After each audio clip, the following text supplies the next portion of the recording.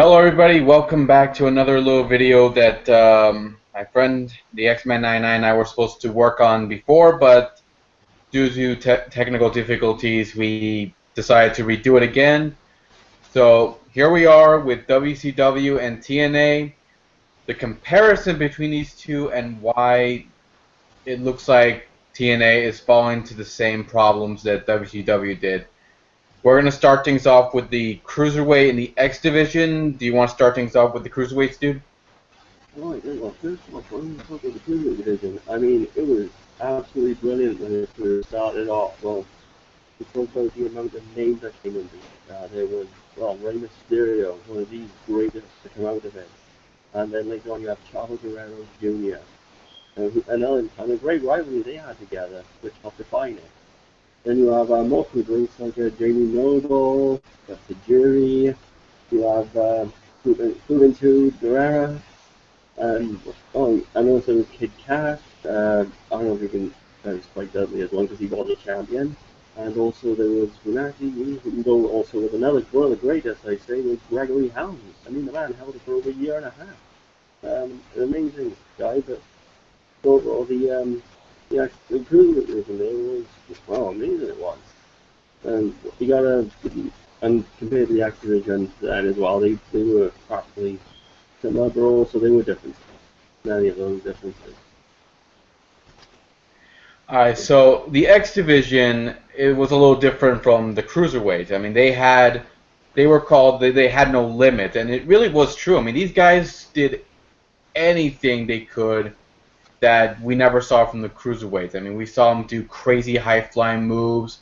We saw them being given matches that were made for the Cruiserweights, like the Ultimate X, Elevation X, and these guys were even given into main event pay-per-views like Unbreakable, where we saw Christopher Daniels defend his X Division title against AJ Styles and Samoa Joe. And it was fun to see the X Division do all these crazy things, and they were really different from the Cruiserweights. The X Division was the best that TNA had, but as time went on, things started to go bad for the X Division, like the Cruiserweights. And what do you think were some of the problems that were similar between the Cruiserweights and the X Division?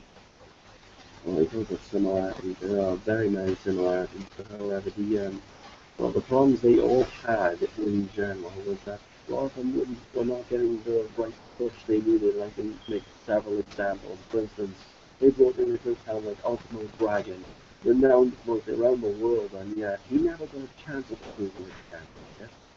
Then you've also got one of the figure subordinates, Akira, as you remember him. We saw him in TNA as floor flying asses. We saw him too, but then later he became Jimmy Wang Yang, and he got one over the pan. He was incredible on his own. They still didn't give him the title. And then you're talking about with other people who've never got a shot at the X Division title, and well, one of the biggest crimes I'd say was Sunday Duck. I mean, that man, he busted his ass literally making that division, and he never got the title, not even once. But another person I can point in is Prime Time Europe Skipper. Every time they got close to the title, they never gave it to him. And even, especially after his moment in TNA, which we will never forget, he was on top of that cage, and he did that walk with, it was just unreal. And no one could believe that, but still, there's so many people I can name, but they're some of the people I believe should have gotten a shot and had a reign, because they would have done very well. So, Yeah, and that's one of the reasons why the X Division is not even doing so well. I mean, let's look at it right now. I mean, back then we had so many great young talents that many of us believe could be future world champions, but now there isn't any of them that are good. I mean, hell, even Samoa Joe has gone back to the X Division, and look where he is now. He has not gotten a world title reign in 6 years, and I don't think that's ever going to happen again for this guy. And it's a real shame. He had so much potential to be a great world champion, but they screwed it up, giving him that one title reign, and I think he even missed the chance to leave TNA and expand his opportunities elsewhere. When you talk about Simon Kill, I mean, he was one of the great actors I've ever seen. He's this huge giant. People will say, look at him, look at him. He can't do anything, but he what he can do in the ring, whatever, and all the amount of power he has, the speed, the technique. This man has absolutely, they just taken his game to more levels than we could ever can. And when TNA finally booked him, they did not realize who they had with them until they saw him just completely dominate the action. And then they finally said, let's move him up, let's take it, put him against even bigger opponents. The thing is finally going the right way, yes, he might become the world champion. But then when they finally gave him the title, and well, it wasn't the best world title match I've ever seen, but him and Angle, it was one of the best rivalries in TNA, even when they had their first match. It was just something you had to see. But now, after all they've been through, and then they had this championship match in the cage where Kurt was kind of like an MMA fighter. It wasn't a good match, but still going the title and you think, oh, he's gonna have a nice long reign, hopefully. But no, after going through the Keenan Mountain match, after going through the other opponents as well, he loses the Sting just like that. He was putting over the older guys once again, even though it's, I gotta be honest, Sting didn't really deserve that title shot. And even Sting did an Underhill once. But Joe had that he was ashamed for Joe that he had to rug pull them under him, but it's a tough business and you gotta do what you gotta do. And you know I don't agree with that. Yeah, and that's also now that we took care of that, let's talk about the main event players that were probably the cause for TNA suffering even more problems, just like what happened with WCW. In WCW, Eric Bischoff had all these guys. He had guys like Hulk Hogan, Randy Savage, Scott Hall, Kevin Nash, so many other big name stars that came from WWE to WCW. And it really hurt that company. At the time, it helped it, but as they continued pushing these guys, they started to hurt the organization. And in TNA, it helped them when they had these older guys, but as time went on, they started to hurt the company, especially with the younger guys. They never gave them any opportunities. They never gave them any kind of push, and they always buried them with the older guys always getting the one over them. Oh, yeah, you're talking about the older, who's getting I mean, one do over. you agree with that, dude? Well, I'm gonna admit, I agree with you on that completely because there always it seems to me that these legends or so-called legends or whatever that wants to call them, but they are the veterans. They did help save the way for these young guys. They're not gonna put them over. Then what's the point of even being there? Because they're there to help promote the company. They're there to help promote matches, to help promote the more younger talent, to help get them all recognized, to get them ready, to give them pretty much the advice and mentoring they need to become the wrestlers they need to be. And then when you're talking about putting over, well, started we had the Hogan Bischoff era, and we're thinking, oh, that might be good. Okay, they might actually do something with it. And then we got this immortal thing going on, and they were taking in some young guys, I'll admit, and they were trying to put people over, but then and they had this cool title business where they gave Jeff this horrible looking title belt. I don't understand that. Then they just got rid of him like that. And he then bought the pay per view, and they just handed the title over to Sting all of a sudden. And you then talk about when the entire the entire Mort thing went on for how long, then Hogan and Bischoff they started to split after, well, Sting once again taking the spotlight, not letting any young guys get in there.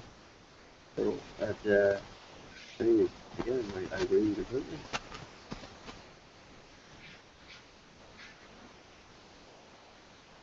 Yeah, and that was a real problem for these guys. I mean, especially with the reusing of storylines. Same thing WCW did. They kept reusing storylines with the NWO, and the TNA thought they could do the same thing, reusing the same invasion kind of storylines, with a group trying to take over TNA, and as usual, there's another group that's trying to stop them, and it kept getting predictable, especially in lockdown, where, dude, I can't remember the last time there was ever a heel team ever winning at lockdown. They've never won one. I mean, at Survivor Series, a heel team would win at Survivor Series against the good guys, but in lockdown, it never happened. So anything you put up on the line, it didn't matter because it was going to be predictable, and that's what TNA did. It became like WCW. It became very predictable. Mm-hmm. Talking about being very, very different back then. That well, they weren't exactly making the storylines as unpredictable as they used to do. Well, very young. They actually did let the heel teams win, or sometimes the face teams would win. It was always even way. They didn't let you know who was gonna win. But with TNA, you always knew who was gonna win, and it's the same old thing. And we actually got a little tired of it. And now with the and they just don't even try anymore. It seems.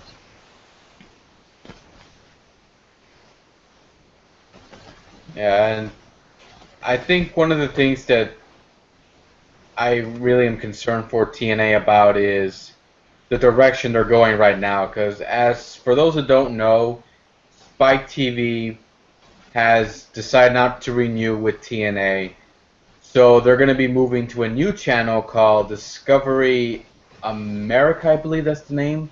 Yeah. That's going to be a yeah. That's I really don't know where it's on satellite and cable, but I can't find that on my channel. So I guess I don't know.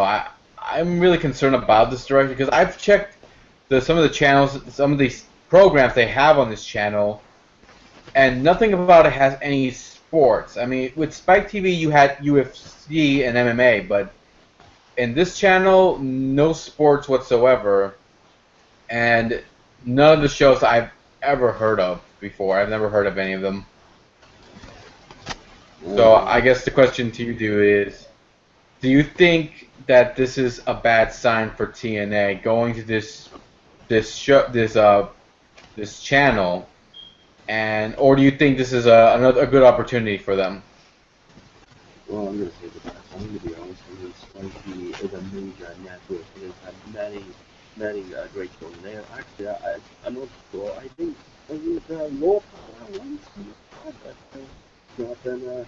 Well, they've had very major shows on there, and well, now that they've gone down a notch again, it seems that well, those are back tuning in.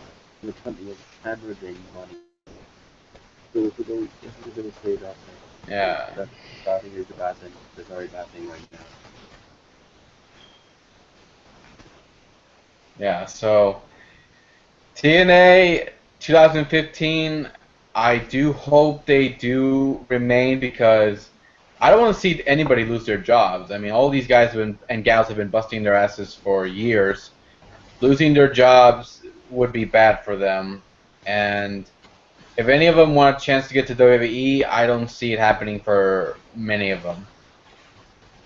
No, I agree with you on that. Some of them may not even get to WWE, but there's some who've already jumped ship now. Probably the Ring of Honor region comes through, those men are. There's got reason is like AJ Styles, he jumped because he wasn't happy with where he was going.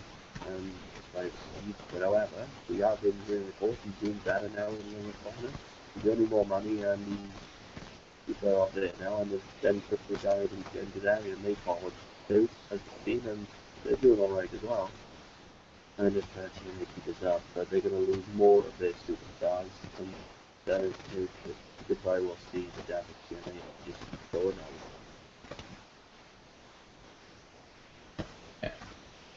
Yeah, so I think that's it. I think that's everything we were going to talk about. If anybody has a different opinion about TNA and WCW and why they're not the same, or if you think they are the same, leave some questions and let us know what you think. Take care and see you all next time. Take care, dude.